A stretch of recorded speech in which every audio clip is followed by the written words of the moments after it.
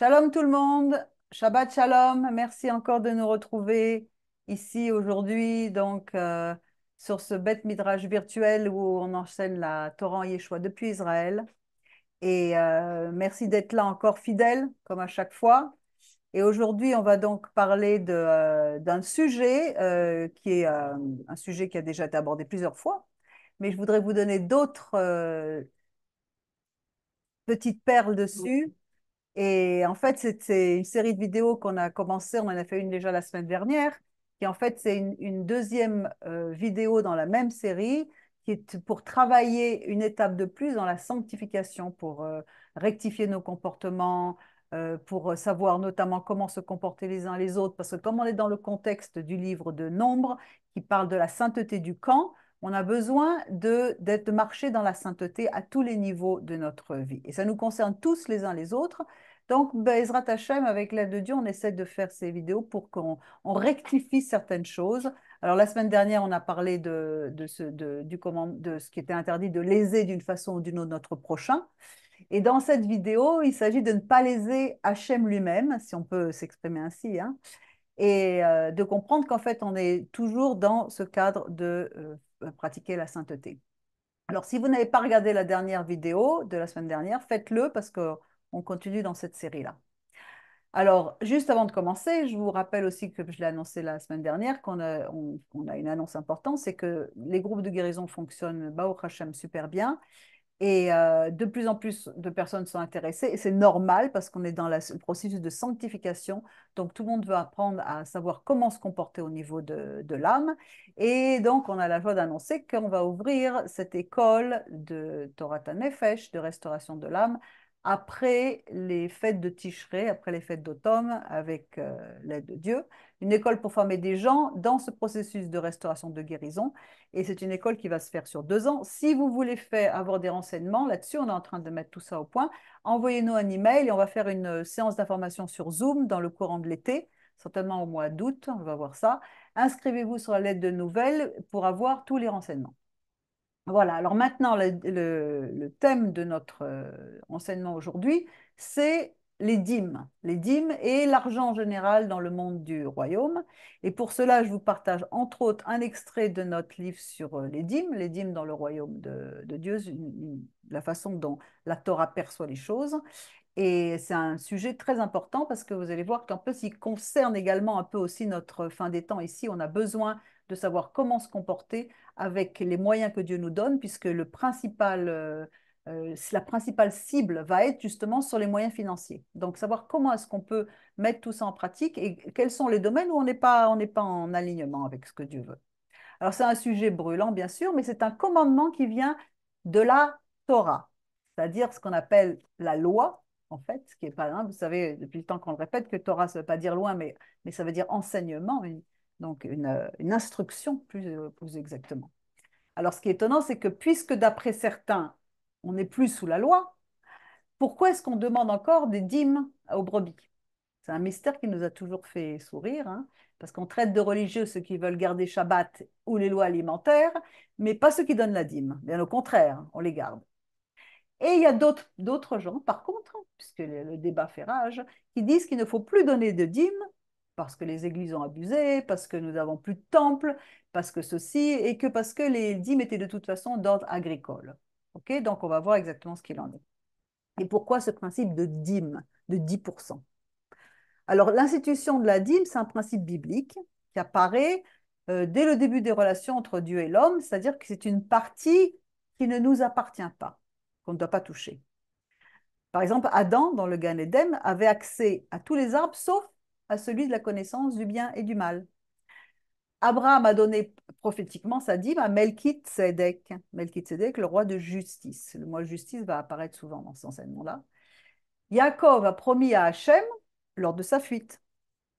Et il est écrit dans le livre d'Hébreux que Yeshua, qui représentait, on part du principe que Yeshua, que Malkitsédek, c'était une représentation de Yeshua, le roi de justice, a reçu la dîme d'Abraham alors qu'il n'était pas de la tribu de Lévi. Okay, bon, à l'époque, ce n'était pas encore comme ça, mais de toute façon, ce n'était pas de la tribu sacerdotale.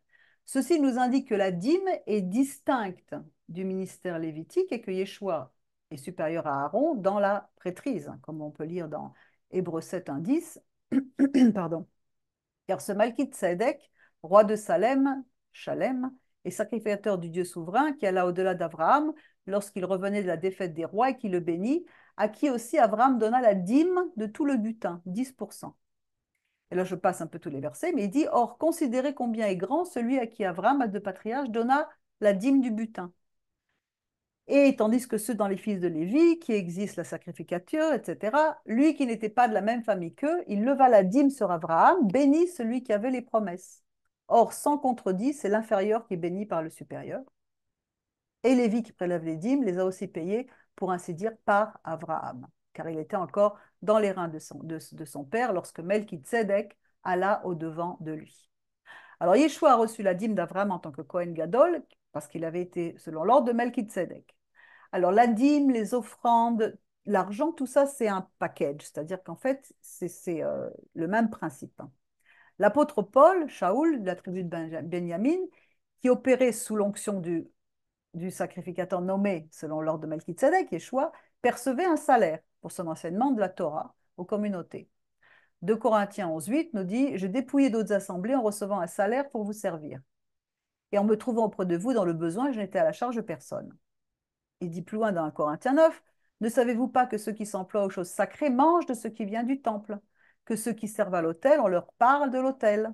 De même aussi, le Seigneur ordonnait à ceux qui annoncent l'évangile de vivre de l'évangile. » 1 Timothée 5, « Les responsables qui dirigent bien méritent des honoraires doubles, notamment ceux qui se dévouent au ministère astreignant de la prédication et de l'enseignement, car l'Écriture déclare, tu ne mettras pas de muselière au bœuf qui foule le grain, et encore l'ouvrier mérite salaire. Et encore, pour citer quelques exemples encore, Matthieu 10, 9, 10, ne faites provision ni d'or, ni d'argent, ni de cuivre dans vos ceintures, ni d'un sac pour le chemin, ni de 2 tuniques de sandales, ni d'un bâton, car l'ouvrier est digne de sa nourriture. Ensuite, Yeshua va confirmer la validité de la dîme en s'adressant aux chefs religieux. Dans Matthieu 23, il leur dit « Malheur à vous, scribes et pharisiens hypocrites, car vous payez la dîme de la menthe et de l'âneth et du cumin, et vous avez laissé les choses plus importantes de la Torah, le jugement, la miséricorde et la fidélité. Il fallait faire ces choses-là et ne pas laisser celles-là. » Donc on donne la dîme, on continue. Il le dit même dans Luc encore, « Vous négligez le jugement et l'amour de Dieu, il fallait faire ces choses-ci, ne pas laisser celles-là. » Donc, dans ces versets, deux choses sont mises en parallèle deux fois, les dîmes avec le jugement, la miséricorde et la fidélité, et dans Luc, avec les dîmes, le jugement et l'amour de Dieu. Okay. On en reparlera un peu plus tard. Alors, il s'agit en fait d'un concept de rétablir la justice. Melchizedek, Tzedek, c'est la justice.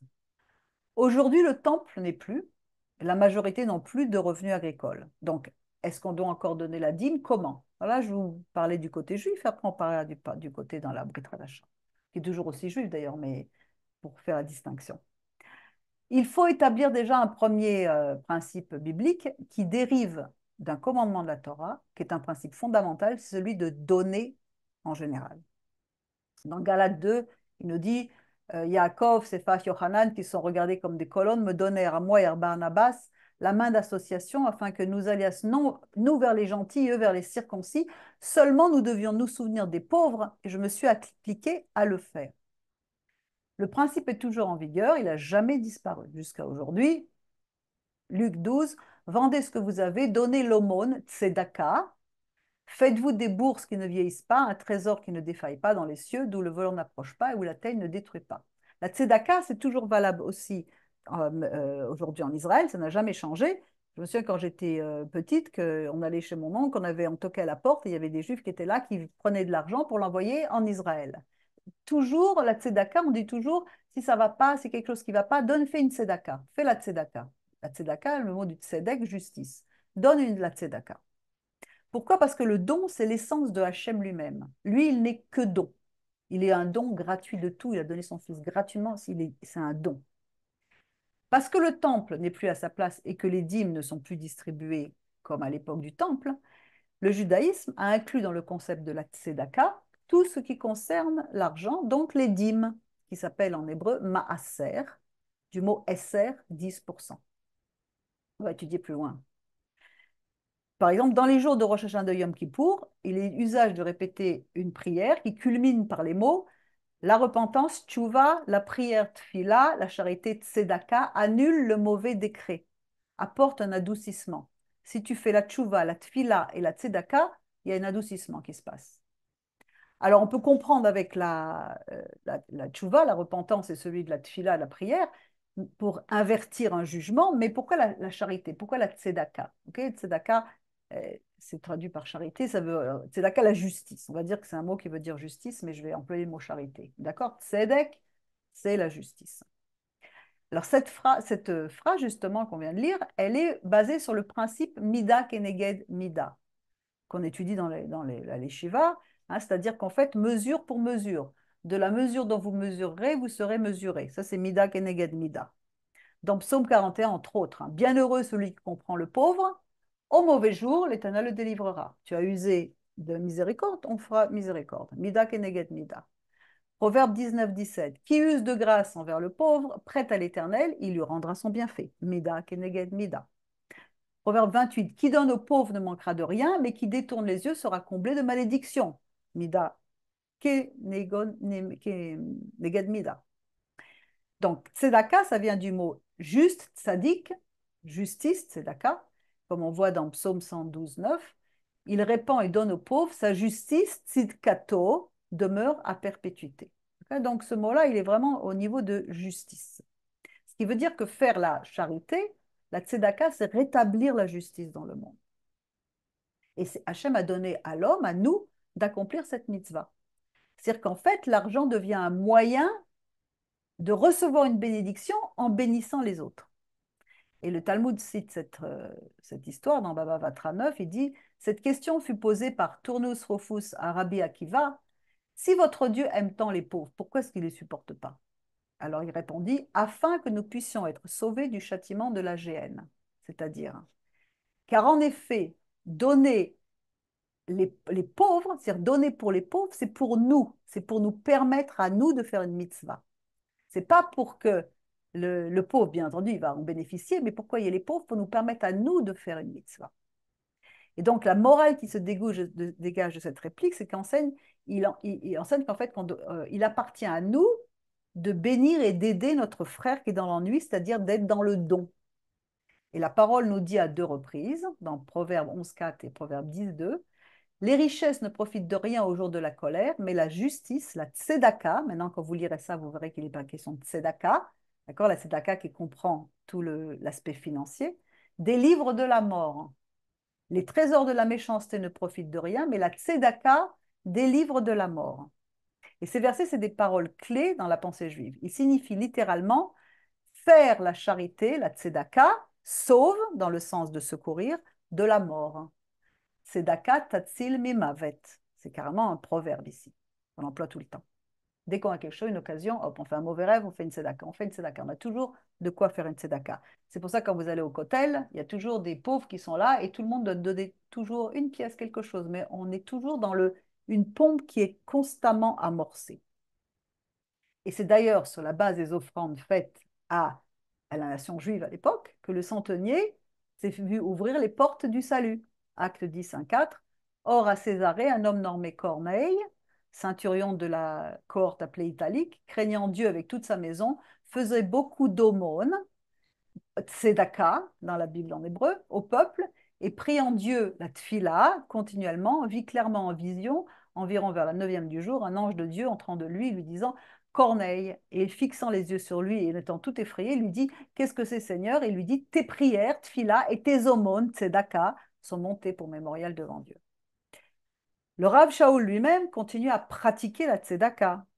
Acte 24, 17. Or, après plusieurs années, je suis venu pour faire des aumônes, tzedaka, à ma nation et des offrandes. Il y a donc un lien entre la miséricorde que l'homme manifeste envers son prochain et la miséricorde que Dieu nous manifeste en nous offrant le secours, le salut, etc. Et Yeshua va le confirmer, il précise que les pauvres sont toujours là afin de nous donner encore à nous la possibilité de rétablir sa justice. Car vous avez toujours les pauvres avec vous, il nous dit Marc 14, 7, qui vont vous permettre de pratiquer une justice jusqu'à ce que je vienne. Mais pratiquez. soyez la pompe qui amorce, parce que en faisant l'amorcement de cette pompe, vous représentez mon essence qui donne. Ce qui fait que faire la charité, la tzedaka, c'est rétablir la justice, tzedek, dans le monde. Et c'est Hachem qui donne la possibilité à l'homme d'accomplir ses mitzvahs. Donc, quand on fait la tzedaka, tout l'aspect financier, on se sert de cet argent pour manifester l'amour de Dieu sur terre. Et que l'argent devient un moyen et pas une fin. C'est un moyen pour faire avancer l'œuvre du royaume. C'est un commandement de la Torah. Et c'est d'ailleurs un des seuls cas où on a le droit de tenter Dieu. Bien sûr, vous connaissez tous ces versets, mais on va les remettre un peu dans des contextes juifs. Malachie 3,10 nous dit: apportez toutes les dîmes à la maison du trésor afin qu'il y ait de la nourriture dans ma maison, et éprouvez-moi par ce moyen si je n'ouvre pas les écluses des cieux et ne verse pas sur vous la bénédiction jusqu'à ce que vous disiez dai, ça suffit. Ne pas donner sa dîme équivaut à voler Dieu. Cet argent ne nous appartient pas, au même titre que la TVA ne nous appartient pas ou les impôts. Malachie 3,8 tout le temps: l'homme trompera-t-il Dieu? Car vous me trompez. En quoi t'avons-nous trompé? Dans les dîmes et les offrandes, les deux choses, l'argent, la tzedaka. Un homme provoquera-t-il devant le juge? Mais vous, vous êtes en train de m'irriter. Et si vous avez dit: qu'avons-nous provoqué devant toi? Par la dîme et les offrandes, vous maudissez et vous provoquez devant moi tout le peuple. Apportez toute la dîme au trésor, il y aura de quoi soutenir ceux qui font le service dans mon temple. Si je n'ouvre pas pour vous les fenêtres des cieux, je ne fais pas descendre sur vous ce qui est bon jusqu'à ce que vous disiez assez. Alors la tradition juive soutient que quiconque donne sa dîme s'enrichit, c'est-à-dire, avec tes biens, fais la charité afin de t'enrichir. Le mot dîme en hébreu c'est maaser. Dans le mot esser, ça veut dire 10. Esser, c'est 10. Et c'est écrit exactement de la même façon que le mot osher, qui veut dire richesse. Aïn, shinosin, resh. Donc c'est la même chose. Esser, osher. Là, je vous cite un passage du Rabash, qui était le fils de Rabbi Ashlag, dans ses Assorted Notes, le livre 6, il dit: vous donnerez la dîme. L'interprétation est la suivante: donne la dîme pour t'enrichir, ce qu'on est en train d'expliquer. Mais comment est-ce que nos sages peuvent-ils expliquer le commandement dans ce verset? Parce que si on donne pour recevoir quelque chose, c'est plus pour l'amour du ciel qu'on fait ça, c'est pas gratuit qu'on fait ça.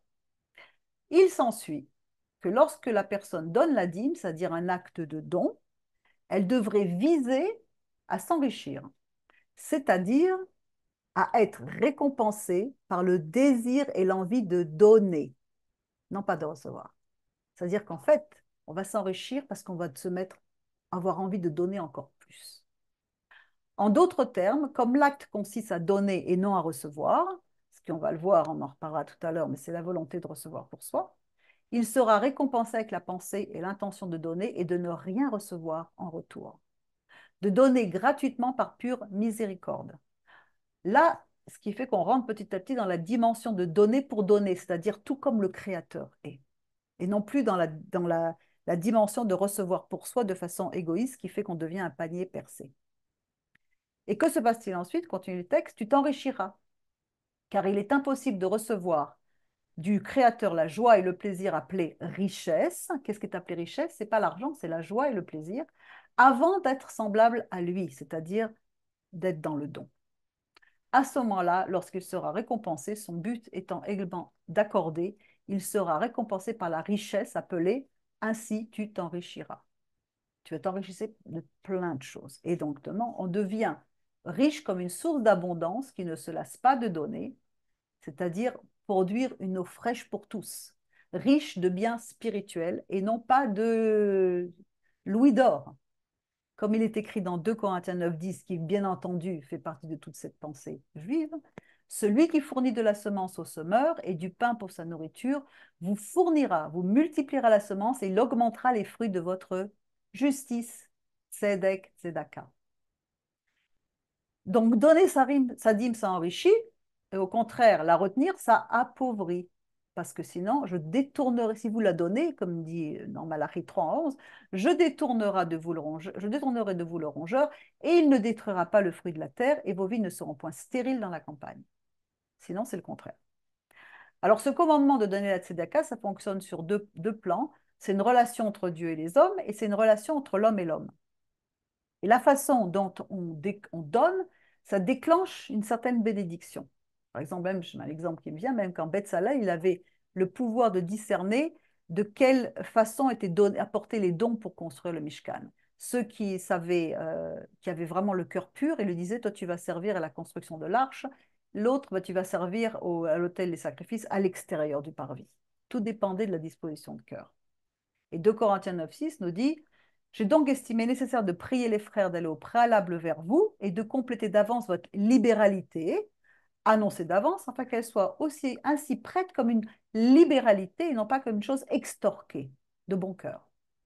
Or, je dis ceci, celui qui sème chichement moissonnera aussi chichement, et celui qui sème libéralement moissonnera aussi libéralement. Que chacun donc fasse selon ce qu'il est proposé dans son cœur, non à regret ou par contrainte, car Dieu aime celui qui donne joyeusement. Quand on est dans le don pur, on est joyeux. Quand on n'est pas dans le don pur, on n'est pas joyeux.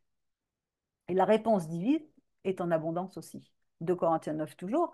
Mais Dieu est puissant pour faire abonder toute grâce envers vous, afin qu'ayant toujours en toute chose tout ce qui vous suffit, vous abondiez pour toute bonne œuvre, selon il est écrit, il a répandu, il a donné aux pauvres, sa justice demeure éternellement. Et là, il continue avec ce qu'on a dit tout à l'heure, celui qui fournit de la semence au semeur et du pain à manger, fournira, multipliera vos semences, augmentera les fruits de votre justice, étant de toute manière enrichi pour une entière libéralité qui produit par nous des actions de grâce à Dieu. Donc, la justice, la tzedaka, ça rétablit la justice sur terre et ça fait monter des louanges pour ceux qui participent. 2 Corinthiens 9 encore, parce que l'administration de cette charge nous comble non seulement les besoins des saints, mais aussi abonde par beaucoup d'actions de grâce rendues à Dieu. Puisque par l'expérience qu'ils font de ce service, ils glorifient Dieu pour la soumission dont vous faites profession à l'égard de l'évangile du Messie, et pour la libéralité de vos dons envers ceux et envers tous, et par les supplications qu'ils font pour vous, étant animés d'une ardente affection envers vous, à cause de la surabondante grâce de Dieu qui repose sur vous. Grâce à Dieu pour son don inexprimable. Donc on voit que c'est une dynamique qui apporte énormément de bénédictions. Et en plus, en donnant, on redonne ce qu'on a reçu, puisque tout ce qu'on reçoit, ça vient de lui. Le verbe donner, d'ailleurs, se lit des deux côtés. Nathan, nun taf nun, et de l'autre côté, nun taf nun. On redonne, on reçoit, on redonne, on reçoit. C'est une pompe qui est amorcée. Alors, ça nous conduit à savoir qu'est-ce qu'on fait avec le royaume, qu'est-ce qu'on fait avec aujourd'hui. Alors, avant de pouvoir répondre à ces questions, on va commencer par d'autres questions. Est-ce qu'une source de bénédiction peut être abolie? Et est-ce qu'il y a besoin de l'abolir? Deutéronome 14, 29 nous dit, et le Lévite qui n'a point de part ni d'héritage avec toi, et l'étranger, et l'orphelin, et la veuve qui seront dans tes portes, viendront, ils mangeront, seront rassasiés par la dîme que de tes produits. Afin que l'Éternel, ton Dieu, te bénisse dans tout l'ouvrage de ta main, tout ce que tu fais. Malachie 3,10, on a vu. Regardez, apportez les dîmes à la maison du trésor, afin qu'il y ait de la nourriture dans ma maison. Éprouvez-moi par ce moyen, et vous verrez si je n'ouvre pas les écluses des cieux et ne verse pas sur vous la bénédiction jusqu'à ce qu'il n'y ait plus de place. 2 Corinthiens 9. Mais Dieu est puissant pour faire abonder toute grâce envers vous, afin qu'ayant en toute chose tout ce qui vous suffit, vous abondiez pour toute bonne œuvre, et etc. Il continue, il fournira, multipliera votre semence, augmentera les fruits de votre justice. Je relis ces versets exprès pour qu'on soit bien imprégné. Parce que l'administration de cette charge non seulement comble les besoins des saints, mais aussi abonde par beaucoup d'actions de grâce rendues à Dieu. Donc une institution si bien organisée, qui s'occupe de toutes les couches de la société, est-ce qu'elle doit être supprimée? Non, pourquoi est-ce qu'elle le serait? Il semble évident qu'il faille continuer à donner la tzedaka sous toutes ses formes. Et la Brit Hadasha le confirme. Yeshua a affirmé que sa Torah ne passerait jamais. Les apôtres pratiquaient toujours la Torah. Le Rav Shaul pratiquait la Torah. Et il donnait la tzedaka. Il avait même une coupa tzedaka qui fonctionnait à Jérusalem, une boîte où on mettait tout au début de semaine l'argent pour pouvoir être distribué au sein de Jérusalem. Alors, à qui doivent être versées les dîmes et les offrandes? Deutéronome 14, 29. Et le Lévite, qu'est-ce que c'est le Lévite? Ceux qui enseignent la Torah. C'était leur principale fonction.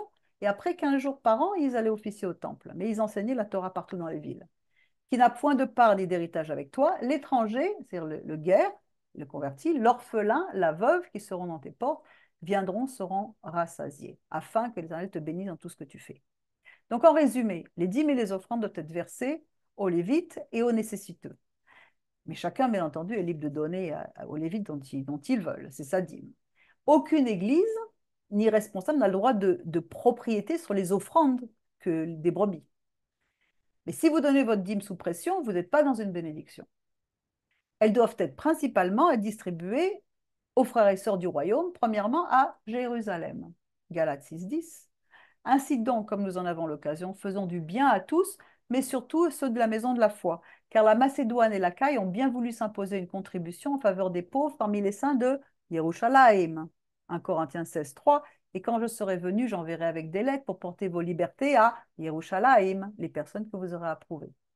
Donc on dit que c'est donné aux pauvres, c'est les 10% de la tzedaka. Aux Lévites du royaume qui enseignent la Torah, ce sont les 10% de la première dîme. Alors là, je n'ai pas tout détaillé, mais dans le livre, vous avez tout, il y a toute une série de comment fonctionnent les premières, deuxième dîme, troisième dîme, tout, sur le cycle annuel. Donc il y avait tout un roulement qui se fait, mais il y a toujours les pauvres et les Lévites. Les troisième et sixième années, la dîme des pauvres sera donnée en plus de la dîme des Lévites. Si la première dîme des Lévites est donnée régulièrement ainsi que les offrandes aux pauvres, la seconde dîme peut être consommée en famille à Jérusalem pour les 3 fêtes de pèlerinage. Et donc, la trouma des Lévites, elle, se donne à des ministères qui enseignent la Torah. Alors, il y a bien plus grand que le simple salaire ou rétribution pour le travail rendu. Revenons aux paroles de Yeshua, Matthieu 23. Malheur à vous, scribes et pharisiens hypocrites, car vous payez la dîme de la menthe, de la nette et du cumin, et vous avez laissé les choses plus importantes de la Torah, le jugement, la miséricorde, la fidélité. Il fallait faire ces choses-ci et ne pas laisser celles-là. Et dans Luc, malheur à vous, pharisiens, car vous payez la dîme de la menthe, de la rue et de toutes sortes d'herbes, vous négligez le jugement et l'amour de Dieu. Il fallait faire ces choses-ci et ne pas laisser ces choses-là. On a besoin de comprendre que la Torah n'a jamais été remise en cause dans tout ce qui est le Nouveau Testament. C'est vraiment n'importe quoi. Ça a été un gros piège pendant 2000 ans. C'était tout simplement à qui?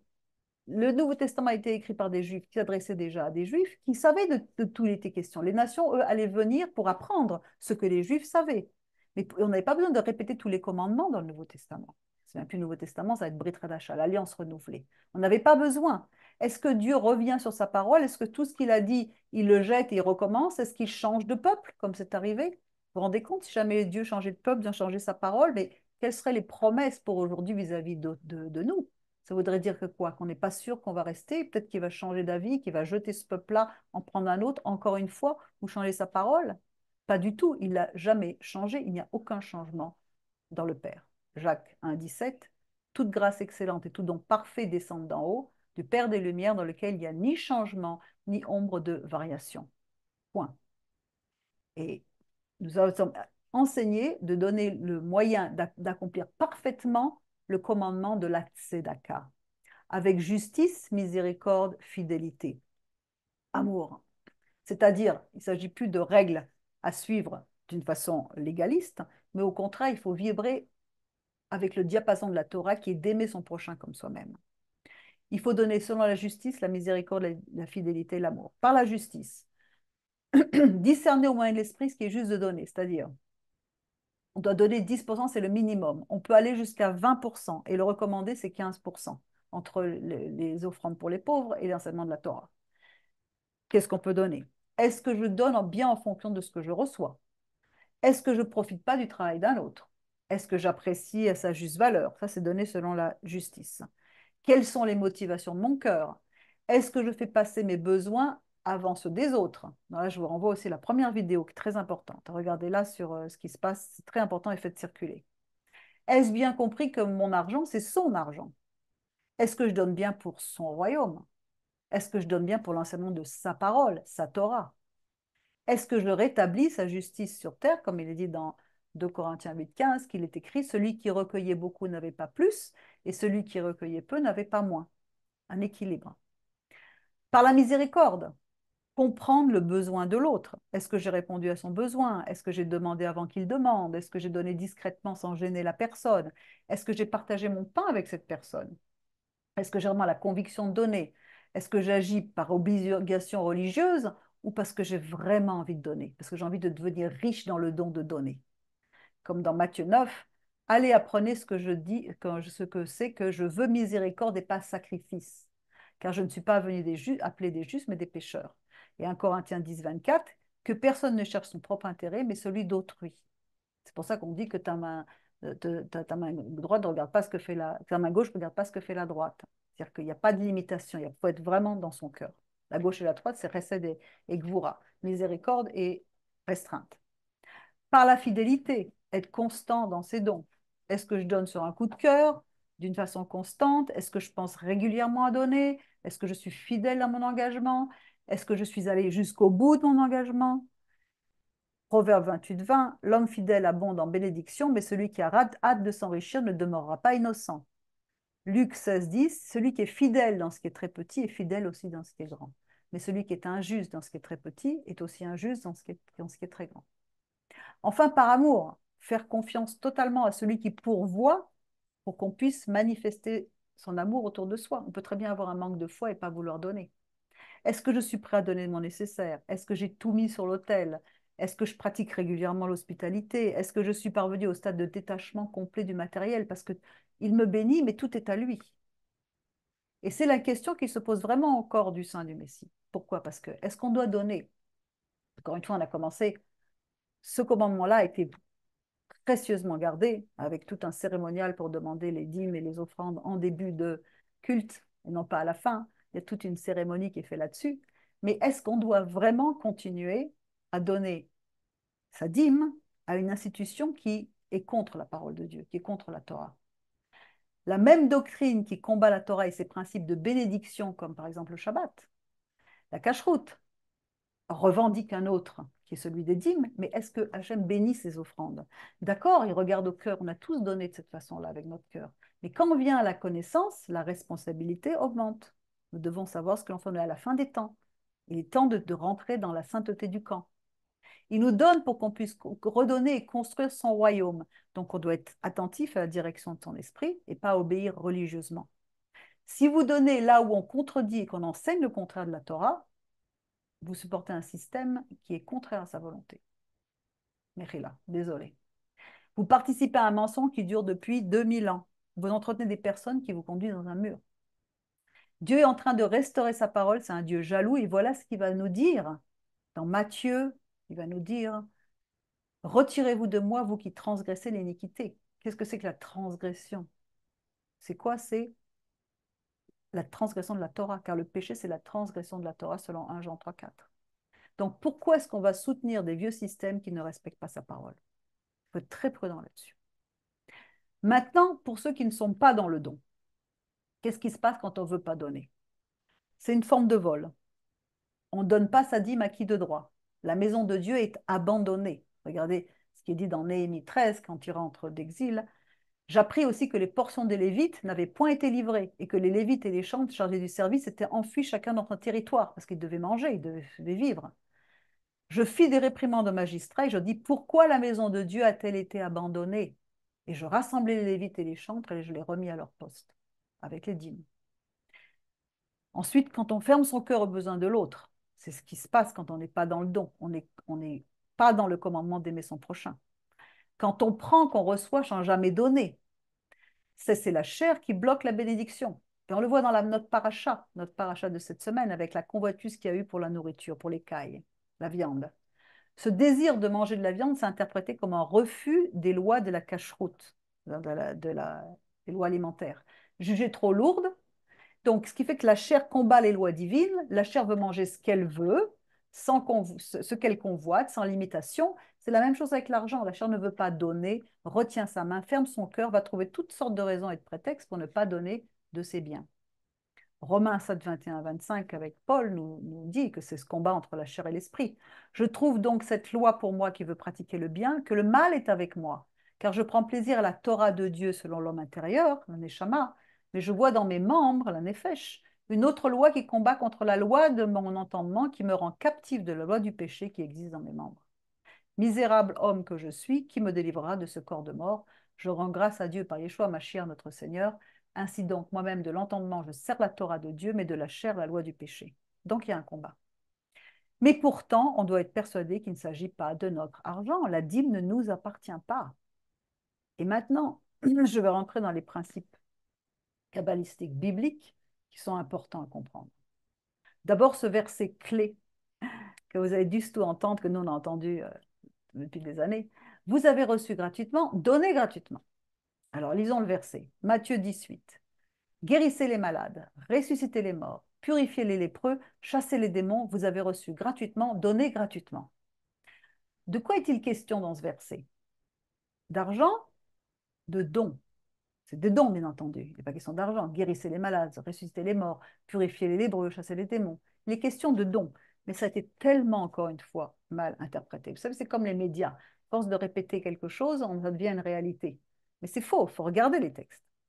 Pour produire, par exemple, un enseignement comme celui-ci, ou d'autres, pour produire, pour ceux qui sont dans la louange, un CD, pour produire ceux qui écrivent des livres, un livre. Toute chose, peu importe, quelque chose que Dieu nous a appelé à faire. Qu'est-ce qu'il faut faire? Il faut acheter des sources, des livres, des ordinateurs, des connexions Internet, un site Internet, des heures de travail, payer celui qui va faire ceci, prendre des installations techniques, tout ce que vous voulez. Ce qui signifie qu'on investit énormément pour produire un enseignement. Tout le monde est d'accord. Alors, on me dit ou on nous dit, ah, mais vous avez reçu gratuitement, donnez gratuitement. Alors, qu'est-ce qu'il faut qu'on donne gratuitement? Le matériel qu'on a acheté, mais qu'on ne nous a pas donné, ou alors c'est le don? Est-ce que ça serait le don, comme dans le verset de Matthieu 10? Qu'est-ce que ça veut dire gratuitement? Ce qui est gratuit, c'est le don que l'on reçoit. On a reçu un don, on a chacun des dons, et on doit les dispenser gratuitement. C'est-à-dire, on doit aller au boulot, prodiguer ce don, être un bon serviteur même si on n'a pas envie, parce que ce don doit être donné maintenant gratuitement. Alors qu'est-ce que ça veut dire gratuitement? On va le voir après. D'abord et d'une, ça n'a rien à voir avec le travail fourni. Vous avez bien compris maintenant, ce n'est pas le matériel qui est gratuit, bien entendu, il n'est pas gratuit.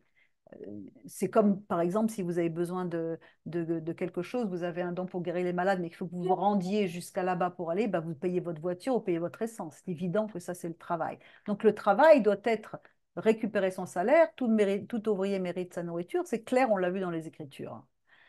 Encore une fois, dans 2 Corinthiens 11, 8, je dépouillais d'autres assemblées en recevant un salaire pour vous servir. Et en ne trouvant auprès de vous dans le besoin, j'étais à charge de personne. Ensuite, Corinthiens 9, ne savez-vous pas que ceux qui s'emploient aux choses sacrées mangent de ce qui vient du temple, que ceux qui servent à l'autel ont leur part de l'autel? De même aussi, le Seigneur a ordonné à ceux qui annoncent l'évangile de vivre de l'évangile, etc., etc. On a lu tous ces versets. Alors, qu'est-ce que ça veut dire gratuitement? Donner gratuitement, c'est prodiguer, donner, utiliser le don que l'on a reçu pour le corps du Messie sans rien attendre en retour. C'est-à-dire, ni remerciement, ni gratitude, ni compliment, ni position sociale, rien du tout. Si on est dans l'attente de ce que le don que nous avons reçu nous apporte, à ce moment-là, on n'est plus dans le gratuit. On attend quelque chose pour notre propre gratification. Et ça, c'est le concept fondamental biblique du vase et de la lumière. Si on est dans la volonté de recevoir pour soi, on est dans la forme d'impureté rituelle la plus grande. On ne donne pas gratuitement parce qu'on attend quelque chose en retour. Nous n'avons rien à attendre des dons que nous avons reçus. On a reçu 10 talents, on produit 10 talents. 5 talents, 5 talents. Tu en as reçu un, tu l'as caché. N'entre pas dans la joie de ton maître. On veut rentrer dans la joie de notre maître, bon et fidèle serviteur. C'est cela donné gratuitement. Ça n'a rien à voir avec le travail qui est fourni à côté, qui est tout à fait normal, selon les lois du monde, de pouvoir payer tout ce matériel. Il n'y a rien d'extraordinaire, c'est les lois du monde, les lois du marché. Alors comprenons bien que donner gratuitement, si on vous dit ça la prochaine fois, comprenez ce que ça veut dire. Donner sans rien recevoir. Pas, ça n'a rien à voir avec l'argent, c'est question de don. Alors, personne n'est obligé de payer la maaser, la dîme, d'accord? Tout le monde fait ce qu'il veut, parce que les enseignements sont divulgués, les vidéos, les machins, tout est là, hein. On peut télécharger des CD, on peut télécharger des e-books, enfin, tout le monde peut le faire aujourd'hui. Mais lorsqu'on veut atteindre ce niveau d'importance de s'occuper du royaume, de faire partie de la sainteté du camp, et de s'occuper du royaume comme lui l'a fait, et qu'il nous le demande de le faire avec les dons qu'il a mis en nous, à ce moment-là, on commence à percevoir que le paiement de la dîme, c'est une nécessité vitale pour ma vie spirituelle plutôt que comme un fardeau. C'est-à-dire que l'argent va servir comme un moyen pour bénir. Il y a un combat parce que notre volonté de recevoir ne l'accepte pas et on veut trouver plein de bonnes raisons pour dire qu'on ne peut pas payer les dîmes. On verra dans la discussion après entre nous qu'il y a des cas où on peut ne pas la donner et il y a des cas où pas du tout. On verra un petit peu tout ça. Il va y avoir plein de questions, bien entendu. Mais ce qu'il faut comprendre, c'est que nous avons un travail spirituel à faire. C'est que si nous sommes dans la possibilité de donner un petit peu, on doit le faire parce que sinon, on désamorce la pompe. Et le problème, c'est que la pompe, elle est désamorcée dans une partie du corps du Messie, mais elle est désamorcée dans notre vie. Il faut ensuite porter des fruits spirituels. Si quelqu'un ne veut pas donner, eh ben, qu'il ne bénéficie pas non plus du travail des autres. Pourquoi est-ce qu'il aurait besoin de bénéficier du travail des autres? C'était une loi spirituelle, même dans les yeshivot, même aujourd'hui dans les yeshivot en Israël, on paye pour faire partie d'une yeshiva, parce qu'il faut faire tourner la boîte. Donc, sinon, son étude et son apprentissage, s'il a pris sans donner, c'est considéré comme du vol. Du vol, vous vous rendez compte? Si on prend gratuitement, il faut savoir qu'il y a une expression anglaise fantastique qui dit There is no free lunch. Il n'y a pas de repas gratuit. Si ça a coûté à quelqu'un de faire à manger. Donc, on ne peut pas prendre sans participer. Par conséquent, quiconque veut augmenter sa neshama, se réparer et faire partie du tikkun olam de la restauration globale du monde, selon Romain, doit payer ses 10%. On va voir pourquoi c'est 10%. Romains 8,20 nous dit la création a été soumise à la vanité, non de son gré, mais à cause de celui qui l'y a soumise, avec l'espérance qu'elle sera aussi affranchie de la servitude de la corruption pour avoir part à la liberté de la gloire des enfants de Dieu. Or, nous savons que jusqu'à jour, la création tout entière, sal tikkun olam, tikkun du monde, la création tout entière soupire et souffre les douleurs de l'enfantement. Et ce n'est pas elle seulement, mais nous aussi qui avons les prémices de l'esprit, nous aussi nous soupirons nous-mêmes en adoptant l'adoption en attendant l'adoption, la rédemption de notre corps. Le corps, pourquoi on attend la rédemption du corps? Parce que c'est lui qui est dans la volonté de recevoir le maximal. Notre corps, il est dans la tum'a, l'impureté rituelle, parce qu'il veut que prendre, manger égoïstement, recevoir, recevoir. On doit être guéri de cette volonté de recevoir dans notre monde ici physique. On a besoin d'être semblable, rendu semblable au Créateur qui donne. Sinon, on est dans le prend et non pas dans le don. Et le problème, c'est que comme on vit dans notre monde ici, donc on parle maintenant de l'arbre de vie, où il y a 10 attributs de Dieu, dont le dernier s'appelle Malchut, la souveraineté, on en a parlé plusieurs fois, je vous renvoie au cours de la Kabbale biblique. C'est notre monde ici, Malchut, c'est la 10e des sphirotes. C'est-à-dire que c'est un 10e de cet arbre de vie. Et on a besoin de racheter ce monde dans lequel on est, qui n'est fait que pour recevoir sans donner, comme notre corps. Donc, nous devons absolument réparer ceci en redonnant, c'est-à-dire en faisant l'acte contraire de ce que le corps veut faire, de prendre, nous redonnons. Et qu'est-ce que nous donnons?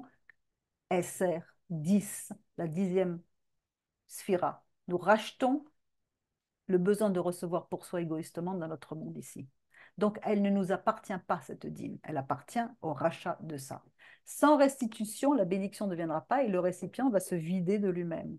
Parce que quand on prend juste pour soi, ça disparaît. Alors on reprend, ça disparaît. On reprend, ça disparaît. Quand on puise la lumière à sa source et qu'on fait un vase propre pour la recevoir, selon les lois du royaume, et quand on prend une part qui n'est pas à nous qu'on leur donne, la lumière, elle peut être contenue dans un vase. Et tout ce qu'on fait, ça a deux dimensions. C'est un ascenseur qui va et qui vient. Donc, il faut bien comprendre ça. C'est ce qu'on développe dans tous les cours de restauration de l'âme, à propos de la volonté de recevoir qui doit être transformée en volonté de redonner et d'influencer. Et cela nous amène à comprendre également un autre phénomène dont j'avais parlé dans la vidéo l'année dernière, mais je voulais le reprendre, c'est tellement joli, la venue du Messie. Pourquoi est-ce qu'on dit qu'il y a deux Messies?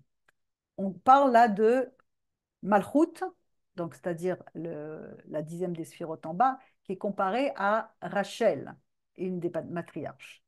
Et donc Rachel, qui était la mère de Yosef, d'accord, etc.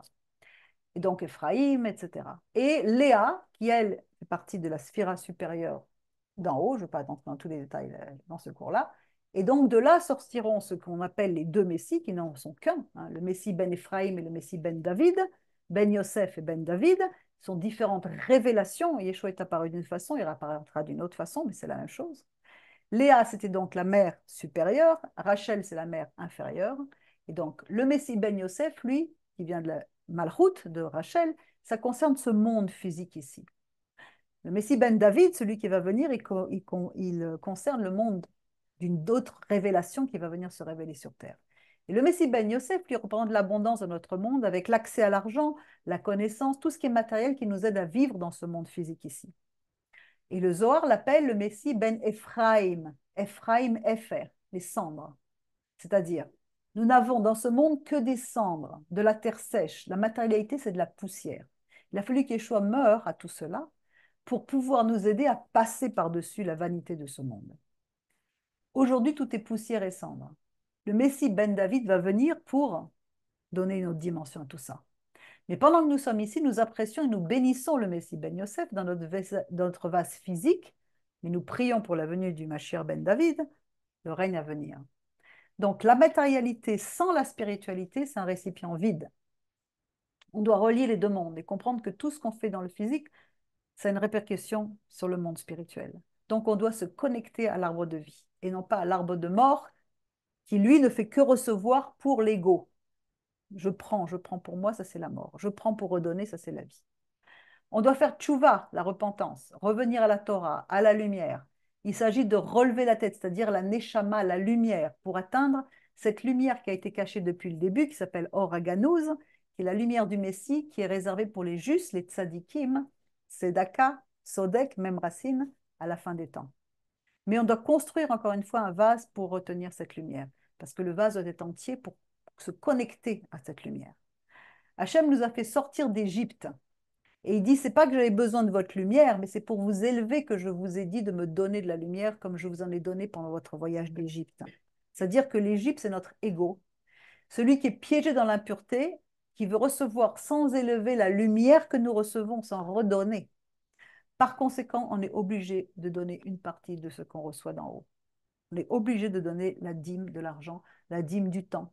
C'est pour contribuer à ce tikkun olam, cette réparation de tout, c'est le principe de la dîme. Il n'est pas transformable dans ce monde, on doit redonner ce 10%. Parce on est dans une volonté de recevoir, et la seule façon qu'on a de racheter ça, c'est de redonner. Il n'y a personne qui peut le faire pour nous, donc il faut donner un dixième, voire plus, de ce qui est difficile pour nous de donner, c'est-à-dire notre argent. Sinon, on reste dans cette volonté égoïste de recevoir, et le problème, c'est que nous restons stériles. On a besoin de donner pour l'étude intérieure de cette Torah, pour nous faire grandir. Sinon, on est encore dans le vol, comme le dit Malachi, la tromperie. Et on ne porte pas de fruits spirituels et physiques quand on est dans le vol. La source de bénédiction est fermée. On est stérile pour soi et pour les autres, car on n'a pas dans l'équivalence de forme, d'essence divine, mais on est juste dans la volonté de recevoir pour soi. Donc nos prières ne risquent pas d'être exaucées, on ne sait pas pourquoi. On a vu la semaine dernière que le vol peut prendre toutes sortes de formes. Voler les idées de quelqu'un, voler son travail de recherche en omettant de le citer, voler toutes ces choses. Maintenant, on apprend que notre volonté de recevoir pour soi, c'est de nouveau une autre forme, des fois d'avarice. On prend, on ne donne pas, même pas de remerciement, et en plus, on critique ceux qui osent demander un salaire pour le travail. Regardez dans quel état on est arrivé par toutes ces fausses doctrines. Donc, c'est très important de comprendre tout cela. Il faut réécouter le passage qui parle de donner gratuitement dans cette vidéo, méditez sur les motivations, mettez-vous en ordre parce qu'on est en train de rentrer prochainement dans la terre promise. Il faut que le camp soit dans la sainteté.